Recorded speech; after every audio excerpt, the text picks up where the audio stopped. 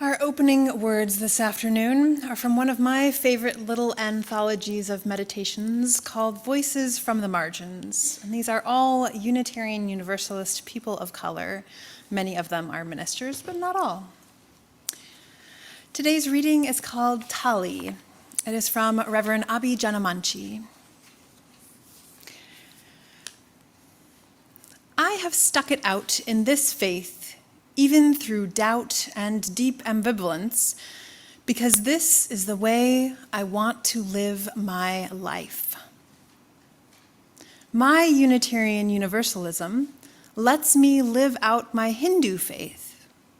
It helps me be a better Hindu and a better human being. I stay because Unitarian Universalism has a healing message for a broken world yearning for reconciliation and wholeness. I stay because Unitarian Universalism is committed to working through race and class, homophobia and ableism, though we have much to learn and far to go.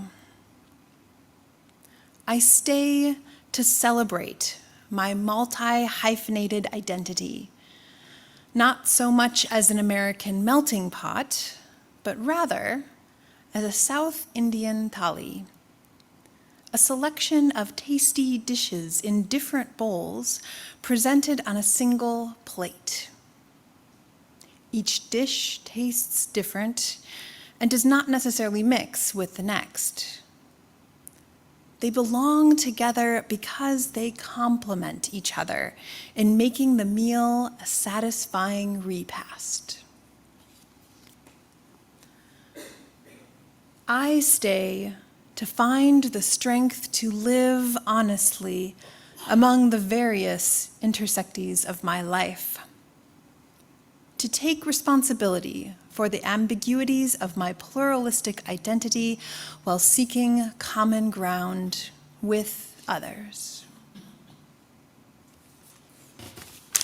This is called It's Not What You Believe, But How. Babies don't believe in anything. Babies aren't born Buddhists or Baptists or believers of any sort. But soon after we arrive in the world, we start to gather ideas. We pick up beliefs and ideas about people and animals and families. We collect ideas about stars and comets and how it all got started.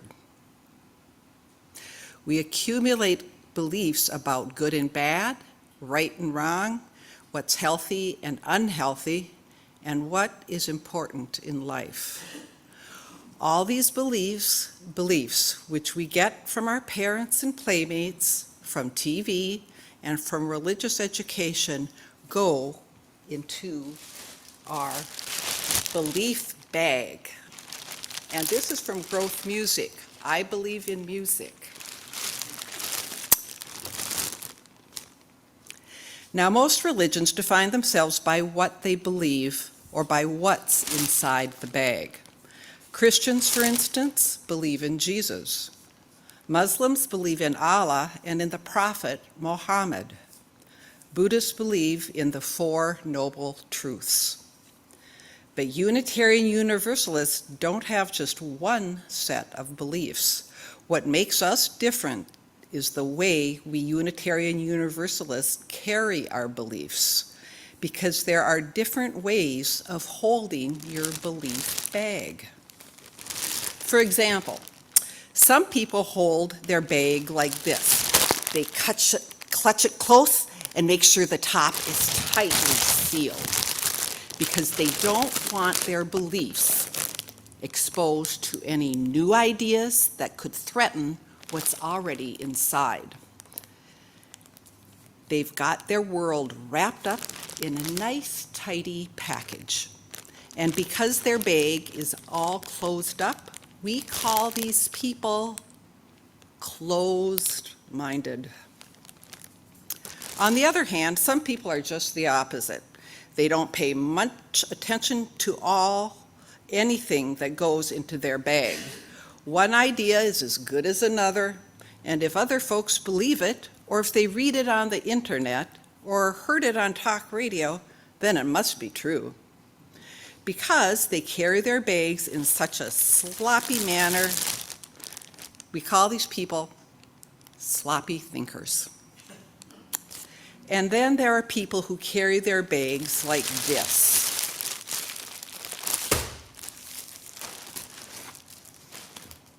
Like a club they use to hit other people.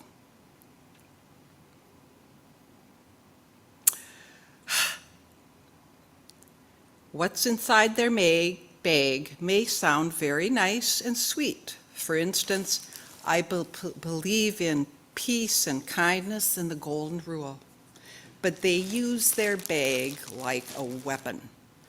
You don't believe in peace? Why, you nasty person. Shame on you.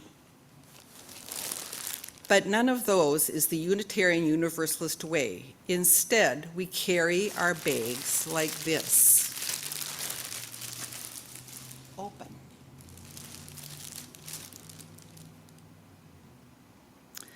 We carry them open so that new ideas and new experiences can get inside. Oh, you're a good idea. And old beliefs can be tossed aside if needed.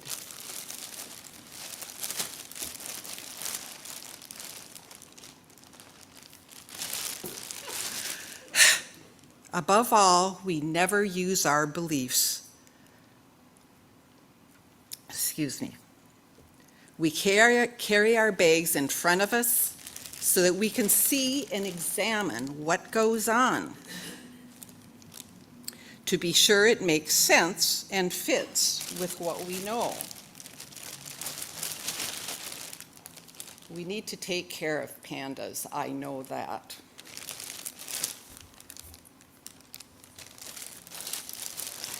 And also, we need to have our bags open so we can see what our neighbors think and share our thoughts with others. And above all, we never use our beliefs to beat up or bully people. You're not very nice. That's what it means to be Unitarian Universalists. The next time somebody asks you what the people in your church believe, you can tell them, for Unitarian Universalist is less important than what you believe, than how you believe, and how you hold your beliefs in your bag. It's how you acquire those beliefs, how you share them, and above all, what you do with those beliefs that counts.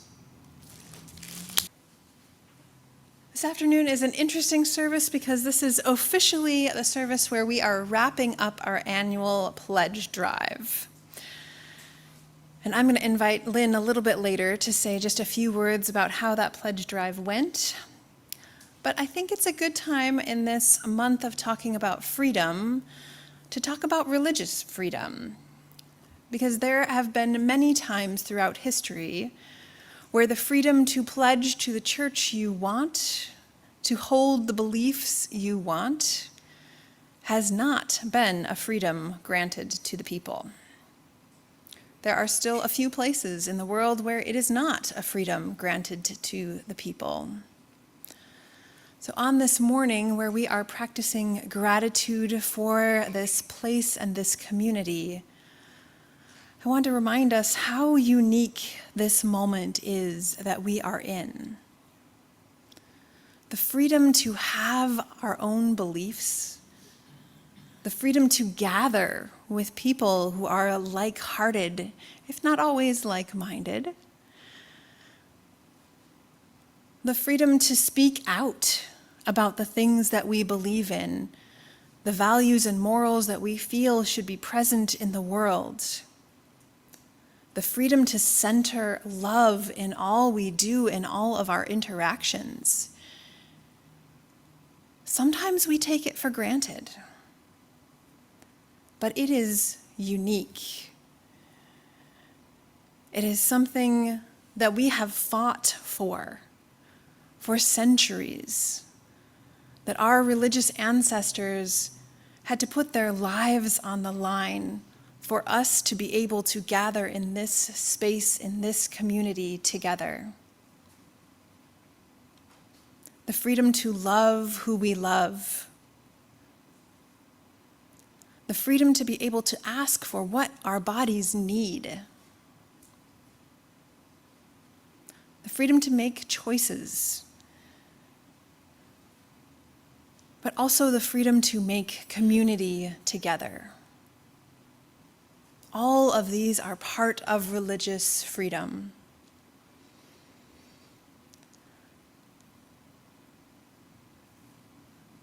I've heard a few conversations lately, and I know they're not unique to this congregation, but there's a little bit of worry about threats to our 501c3 status, right? Threats to our status as being a non-profit. And I had the opportunity this past week, to listen to Carrie McDonald, who works at the UUA, the Unitarian Universalist Association. And they do a lot of work on analyzing what the threats might be to the UUA and to our religious tradition. And the threat that they identified with their team as the one that would be most impactful to our ability to maintain Unitarian Universalism as a religion in this country would be for the UUA to lose its 501c3 status. However, they also said that this is highly unlikely. And it is something that they have been planning for and working towards what their response would be. Now, it being unlikely is not the same as there not being threats, right? So there are currently pieces of, not legislation, there's legislation, but there's also legal lawsuits about trying to claim that Unitarian Universalism is not a religion. The good thing is, we have so many pieces set up that say we are a religion, we are a faith community. There is a whole team of folks working on what that argument looks like on the legal level. And Carrie said the best way for us to support our 501c3 status, whether it is at the congregational level or at the denominational level, is to be explicitly and loudly religious. That means to show up out in the world, to claim our beliefs, to state who we are as a people of faith and what is important to us. Not just because as individuals it's important, but because we collectively understand that the freedom to believe different things, the freedom to be able to love who we want, the freedom to be able to embody our own identities in ways that are true to our understanding of ourselves, that all of these are religious convictions for us.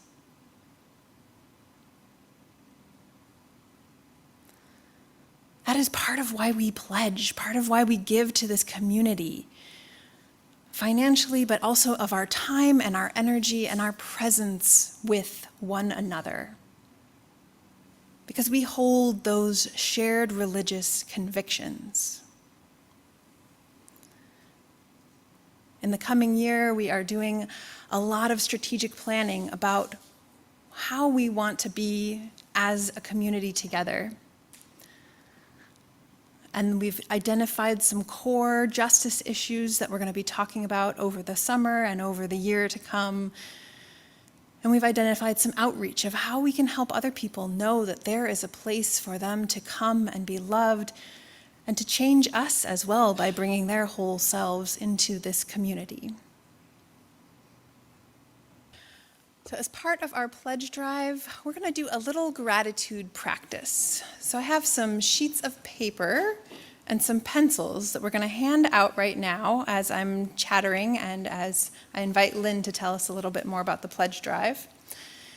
And on that paper, I invite you to write as close as you can to 10 words or less what it is that you are grateful about for this community, what it is that inspires you or gives you hope about Merging Waters Unitarian Universalist Congregation. You can even draw a picture if you want. Some of us like images more than words. So grab a piece of paper and a colored pencil. There's lots of fun colors to choose from. There should be enough if you want two colors. You can do 2 colors even. After Lynn has shared, if you are interested in sharing your words on your paper, I will invite folks to come up, and I'm going to spring on my AV team that I'll need a handheld mic in a minute. If you don't want to share, that's okay. We'll collect all the papers during the offertory as well.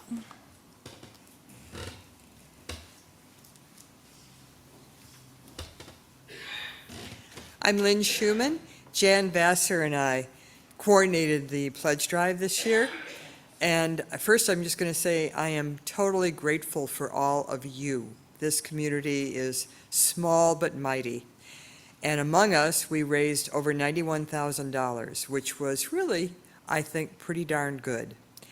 It's 81% of our goal, so now we'll have to think about the other 19%. And I will add that if you did not get a chance to pledge in any amount comfortable for you and would still like to do that, we will gratefully receive whatever you are able to do. So that is totally fine.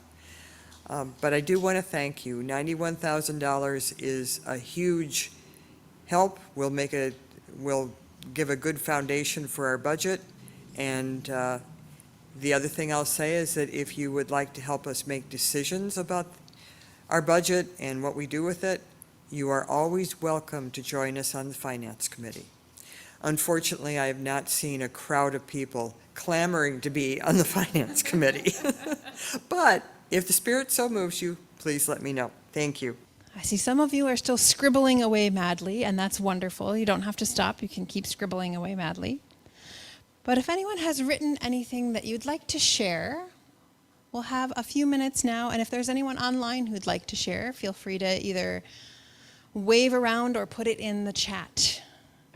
But if you'd like, the mic is open. I invite you to come forward and again say your name, pronouns, and share with us your brief reflection about Merging Waters Unitarian Universalist Congregation.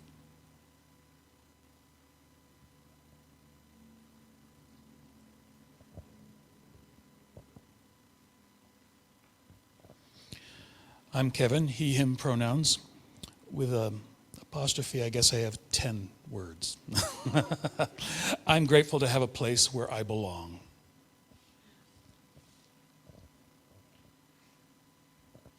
I'm Katie, she, her, and I'm not counting the words merging waters, but merging waters gives me a place to explore how to live my values.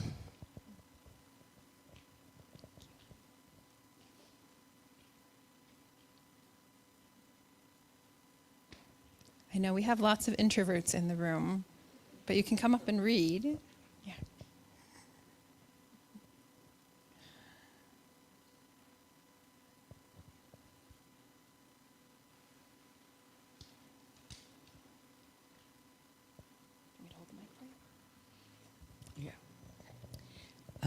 Jamie, she, her. I am very grateful for the community here. And it's liberal bent. And I'm also grateful for the music here. Thank you, Jamie.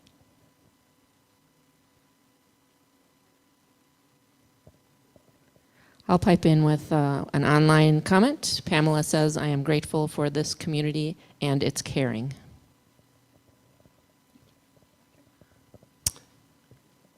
say my name? Roger Peck, he, him. I am grateful for our attractive church home with New Brighton United Church of Christ. It is nice to have a stable place to meet. Polly? Either side. Dance. Yeah, we'll dance. I am grateful for unconditional love from all. So many gifts of individuals that make us diverse, coexisting, and one community. Thank you, Polly.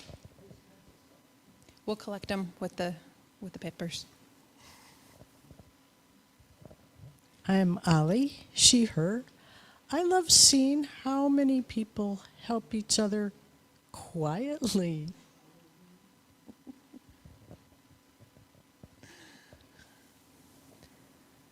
Online, Janice Sandcott says she is grateful for a community that lets me express my values without judgment.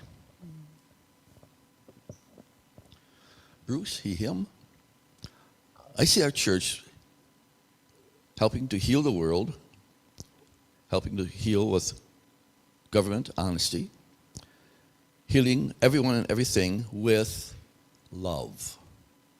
And the key word is healing with love.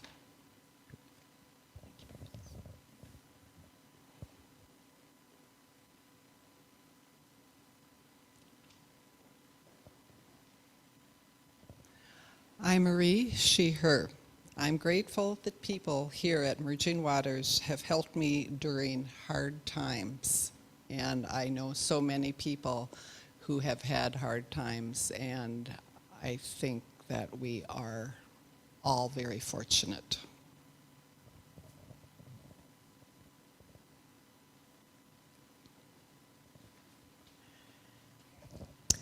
Hi, Terry, she, her. I'm just really thankful for the positive attitudes that everybody gives. It's really hard in a world where there's so much negativity coming at you, and that also gives the positive hope. And thankful for making new friends and being able to share my music and voice.